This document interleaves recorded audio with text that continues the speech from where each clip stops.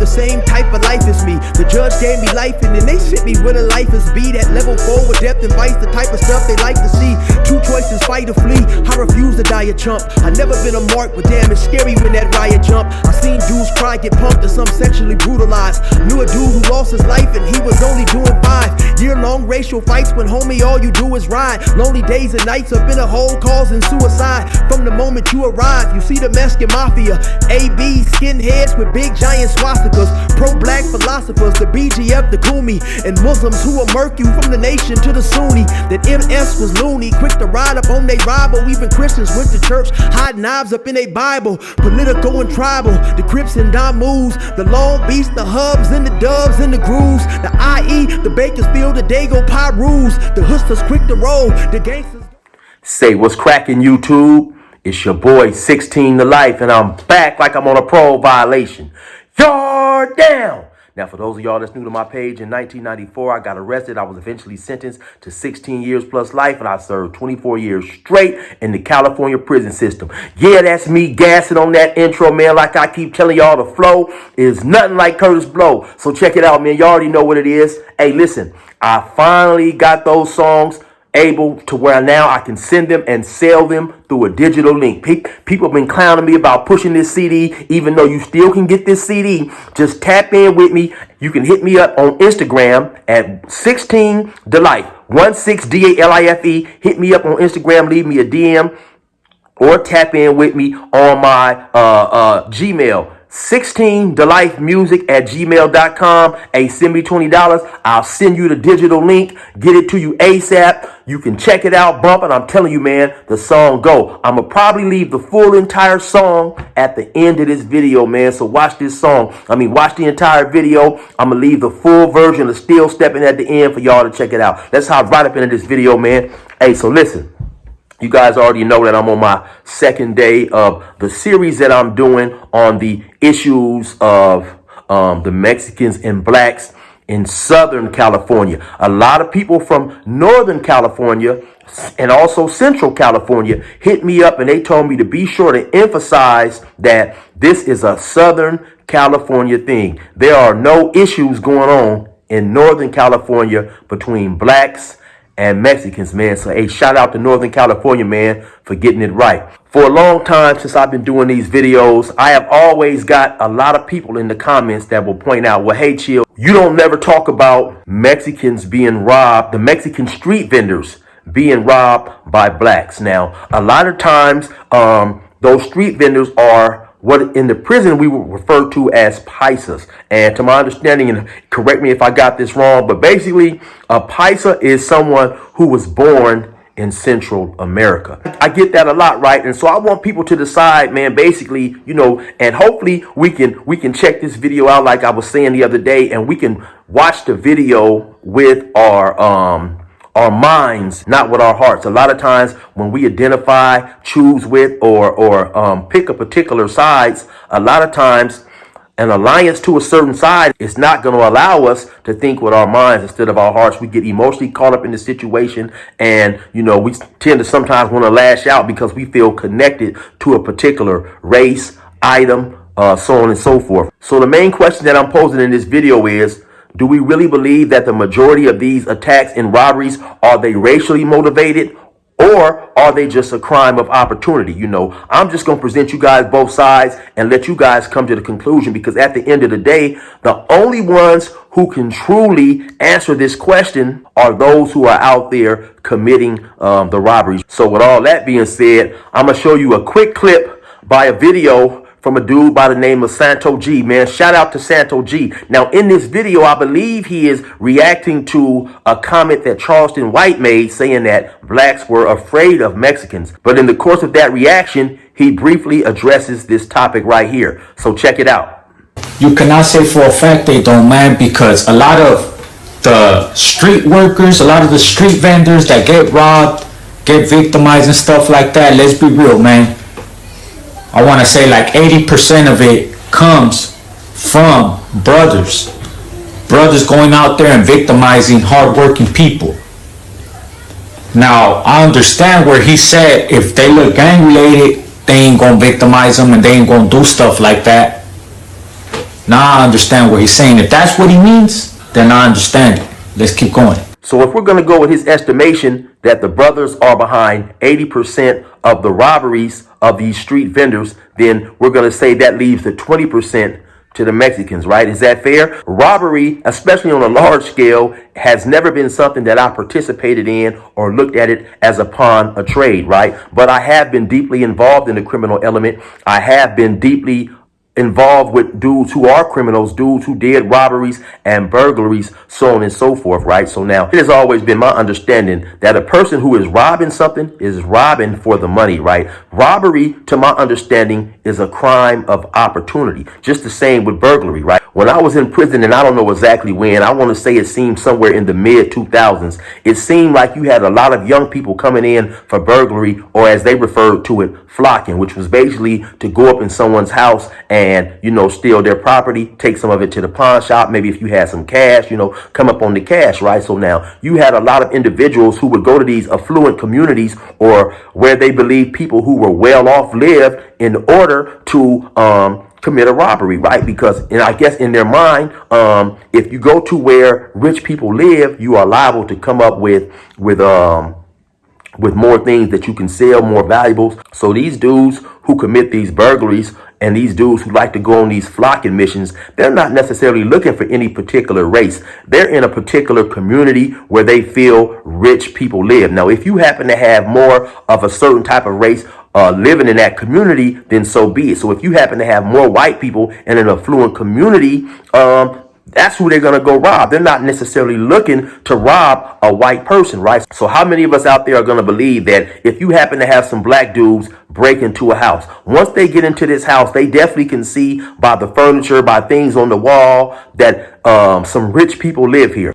Let's just say now they walk into the living room, they look around and they see pictures of black people on the wall, and they can tell that black people happen to stay in this house. So now do you suddenly believe they're going to abort the mission because they recognize and notice that black people stay in this house with all these rich and expensive things? Or are they going to continue with the mission and continue to rob and burglarize the place, right? I believe that they're going to continue to rob and burglarize the place, right? But everybody come to your own decision. So I use that analogy to make an example to point out that a lot of times when people rob people, it's because it's a crime of opportunity. When you have these street vendors out here on the street, at times there's no security around. They are sometimes on a corner, an easy getaway, and they also may have a lot of cash on them, right? If you have one or a few individuals of any particular race, I don't necessarily see how robbing another individual who is a street vendor of a certain race that you don't like is like get back or is a calculated thing. I'm not going to sit here and say that. You may not have individuals who are black and who commit robberies, and let's just say, for instance, they happen to see they go into a store and that store is owned by a black person. They may be race conscious, right? And they say, okay, you know what? I'm not just to rob my people. And then they go down the street and the next store is occupied by a white person, an Asian person, a Mexican person, a person that's non-black, and then they will rob that person, right? Because the person is not black. I'm not saying that's the case, but if that is the case, right, that still doesn't necessarily mean that the black dude is robbing this individual because he is Asian, he is Mexican, so on and so forth. He may just be robbing him because he is non-black. But like I said, who knows if that really is the case? The only one who can really answer these questions are the people out there committing those robberies. So I'm going to point out a situation that happened maybe about 4 years ago, 3-4 years ago, and it got a lot of attention on social media. You happen to have a black dude go rob the corn man, who happened to be Mexican. I believe at one point he got on YouTube. He was bragging about it. Now, once the video began to circulate on social media, you had a lot of Mexicans in an uproar, and rightfully so. They feel like their people are always being victimized, and they feel like when their people are being robbed, it's always a black person behind that robbery, right? Once that particular video came to the attention of members of that particular black gang, they reached out to some Mexicans, gang members who they had a rapport with, and they said, hey man, basically, listen, don't worry, we're going to take care of this, we're going to discipline this dude, we're going to handle it. They actually recorded them physically disciplining and beating this dude up, and to to make the situation, to try to fix the situation, right? I may play a small portion of that video. I don't know how much I'll be able to play because YouTube has a policy against violence. So whatever portion that I do play, if they happen to be fighting, I'm gonna have to blurt that out, right?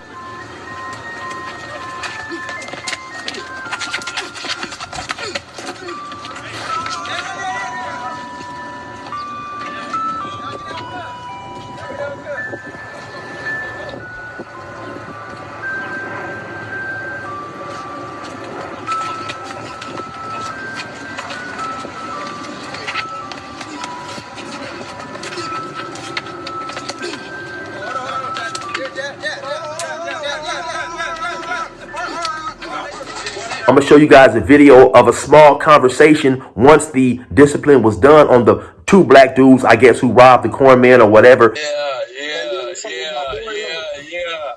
That's why I'm so the boy. You know, we right here. We right here chilling all night. That's right. What's up, the boy? Yeah, I'm right here. But not like I was saying though, you know, good looking out on that. Yeah, hell yeah. You already know, my boy. It's all good. We gotta keep. Yeah. Hey, a lot of people ain't knowing how we do it in there. Man, that's what I'm saying, my boy. Motherfuckers ain't knowing. Motherfuckers is kids, my boy, not knowing that this shit real.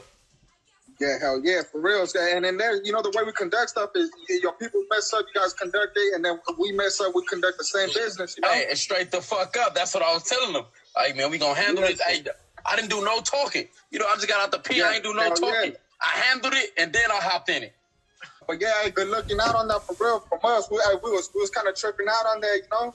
Hell yeah, I'm already knowing something because it would have been the same way, vice versa. So I'm like, man. Yeah, exactly. But I mean, hey, look, you guys took care of it. We really do appreciate that, you know, some real shit, you know, because I mean, you know, vice versa, we're gonna do the same thing with our people if they do the same thing with you, you know.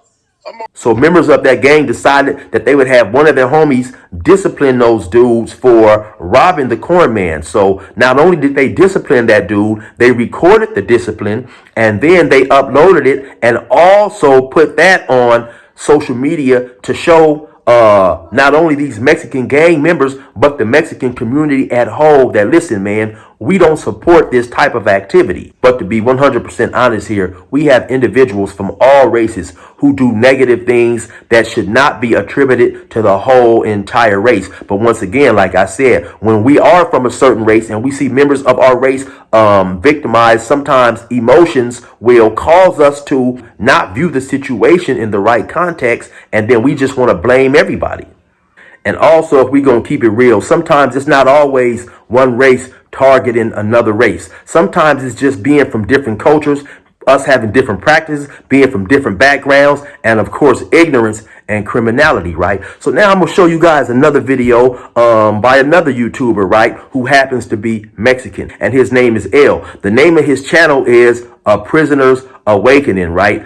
And he goes on to talk about in this video that growing up at a certain point in his life, he himself, who is Mexican, would rob paisas. So let me show you guys this video right here. So let's start in the streets. Growing up, man, as you guys know, man, growing up, I grew up in Santana, man. Major Hispanic presence. There's generational Hispanics there, and then there's generational Hispanics that came over here illegally that are still illegal, you know, that had kids over here, such as my case. Both my parents were here illegal, hard workers, you know, they came over here with a dream, just like a good amount of us. And then there was paisas all around the city, right? Paisanos. Me personally, when I was a kid growing up, man, there was some big paisa presence in my house. You know, our house was kind of like a midpoint. No éramos polleros, but it was like a midpoint where all my family members used to come to our house pending the next spot that they were going to go to.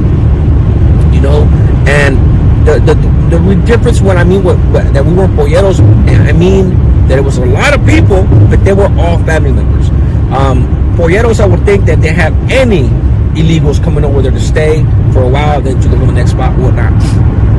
So with us, it was just our family, but it was a lot. It was at least 15 to 20 that came over coming from El Salvador a couple of Mexicans that were related to that I guess were related to me with one of my tias, but through marriage, you know, because there were a couple of my tias were married to Mexicans. So yeah, man, we used to rent the garage to the paisas, you know, and everything, bro. So I grew up kicking it with paisas in the back, drinking, whatnot. But they were different, you know. They were different, you know. I was a kid growing up, man. Of course, I spoke Spanish, but you know, obviously, I was already being Americanized in many ways. And of course, they used to see me as little pocho, you know, whatever. And I didn't know what the hell that was. To tell you the truth, you know, I was a kid. So growing up, there was still a big presence in the city with them dudes, either by the food trucks or in the park just laying down, or in front of the apartments drinking, 4, 5, or 6 of them, whatever, you know. And then you had your bars and clubs and shit. So as I got older and I started gangbanging and shit like that, that's when you start noticing the animosity between gang members and paisas. And the major animosity, in my opinion, would be the fact that somos criminales, you know, we're criminals, bandits, whatever. They work for their money, you know, they make an honest living, and they're proud of that, and rightfully so. You know, at the time, I didn't see it like that. At the time, I'm thinking like, man, folks, so fuck you up, you know, like that's my neighborhood, my gang, you know. But now, obviously, I feel some shame in the fact that, yeah, you're right, man. Robbing people, selling drugs, doing shit like that ain't necessarily the best way to make a living. So we used to bump heads with them dudes a lot, you know. There was always that, you know, like things like that. We spoke English. We kind of looked down on them at a certain point. I did it, but those homies that don't speak Spanish do look down at paisas, like, man, fucking paisa, you know, like things like that. I've seen it all my life, you know. To me, I never had that animosity towards them, but I did dislike him for a while because, you know, when we used to rob him coming out of I'm not gonna say the club. We used to rob them a lot, man. Coming out drunk at the clubs, you know, they got the gold chains, you know, on the weekends when them fools work all week, work their asses off, and show out on the weekends. Then we just sit there and rob them. A couple of my homegirls set them up a handful of times. So we came up on them a lot of times. And that's another reason why there was that animosity, especially in the city, you know, because we were taking off on these dudes, robbing and shit like that. Now let's keep it 100% real, y'all. Had that video been made and those things been said by a black man about Mexicans, because paisas are still Mexicans, of course, everybody would have been in an uproar. But here you have a Mexican himself saying that he robbed paisas. Now he goes on in that video to explain the reasoning behind robbing them was simply because he viewed them to have a certain amount of money at a certain amount of time of the week. In that particular video, he also stated that at a certain point in time, he had disdain for paisas because of the difference of cultures, right? So can it be argued that he was racist against his own people? Or can it just be argued that he just didn't like certain individuals who identified with a particular group?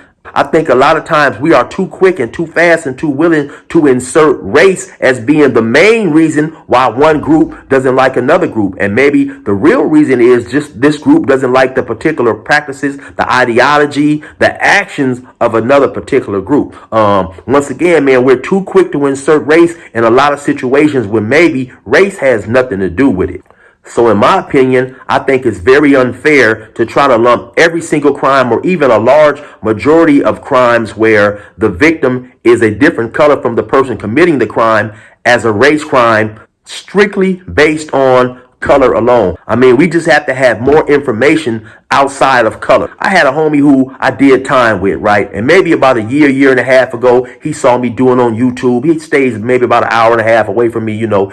So he reached out to me. We got to talking and this and that, catching up on each other. We hadn't seen each other, man, in 7 or 8 years, right? And he was telling me about he was going to the doctor, so on and so forth. He had numerous surgeries on his leg. You know, he had been shot, you know, and so he goes on to tell me that one night he stopped by the ATM or, you know, to go get some cash at the bank or whatever, and he was approached by a Mexican dude. When he was pulling his money out, the Mexican dude whipped out the pistol on him and told him, man, basically, give me that money. You know, my homie, he tried to take off running and the Mexican dude shot him 3-4 times. Now, if my memory serves me correctly, right? My homie never said anything in the story about the Mexican saying anything racial toward him, right? He was basically trying to get some money. You know, the dude may have been on drugs. Who knows, whatever the situation is. My homie believed that he was on drugs and he just happened to rob him because it was late night and he caught him slipping at the ATM, right? So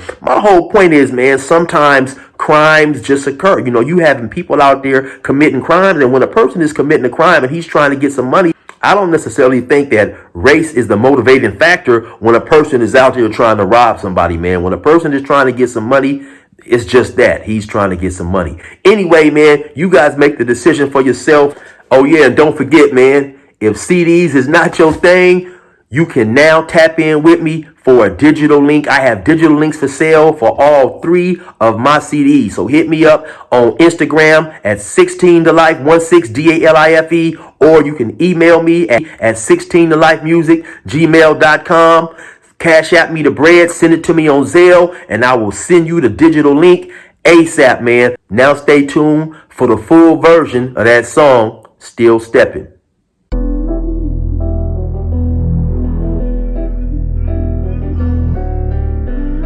The same type of life as me. The judge gave me life, and damn, they sent me where the life is be. The level 4 with depth and fight, the type of shit they like to see. 2 choices, fight or flee. I refuse to die a chump. Never been a bitch, but damn, it's scary when that riot jump. I seen dudes cry, get punked, and some sexually brutalized. I knew a dude who lost his life, and he was only doing 5-year-long racial fights when, homie, all you do is ride. Lonely days and nights up in a hole, causing suicide. From the moment you arrive, you see the Mexican mafia, bulldogs and skinheads with big giant swastikas. Pro-black philosophers, the BGF and Kumi, and Muslims who will murk you from the nation to the Sunni. The Northerners was loony, quick to ride up on their rivals. Even Christians went to church, hiding knives up in their Bibles. Political and tribal, the Crips and Damus, the Long Beach, the Hubs and the Dubs and the Grooves, the IE, the Bakersfield, the Dago Pop rules. The hustlers quick to roll, the gangsta Crips move. Whatever click you choose, you better stick to the rules. Anybody can get hit, so never get the shit confused. Dude's big as Terry Crews, screaming, running for the guard. When your pistol goes, is you gon' still be hard. Killers will rush you with a knife and hit you to the bone. A couple words thrown in the kite, nigga, can get you gone. You fuck around and lose your life just trying to use the phone. Is you gon' still be stepping when your pistol gone. Killers will rush you with a knife and hit you to the bone. A couple words thrown in the kite, nigga, can get you gone. You said you bout that life, but we gon' see the shit you own. And where you still be stepping when your pistol gone.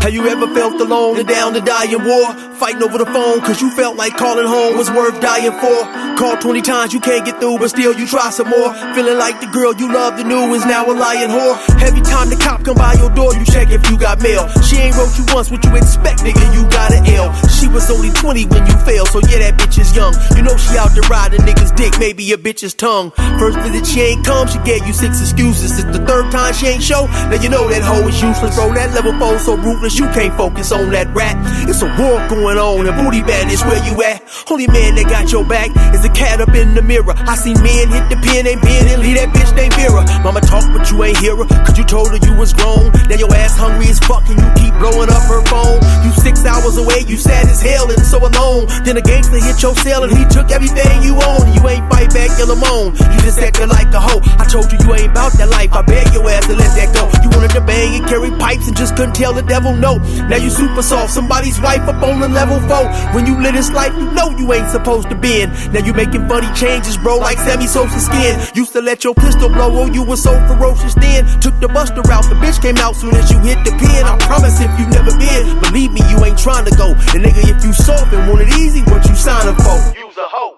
Killers will rush you with a knife and hit you to the bone. A couple words thrown in the kite, nigga, can get you gone. You fuck around and lose your life just trying to use the phone. Is you gon' still be stepping when your pistol gone. Killers will rush you with a knife and hit you to the bone. A couple words thrown in the kite, nigga, can get you gone. You said you bout that life, but we gon' see the shit you own. And where you still be stepping when your pistol gone. Ain't no Dracos or Fofos, and you will not be saved by the COs. Sometimes it's not even safe when the doors close. Just knife play and hand-to-hand combat in a land where it's never calm at. Fake tough guys and actors sometimes get forced to put their boxers on backwards.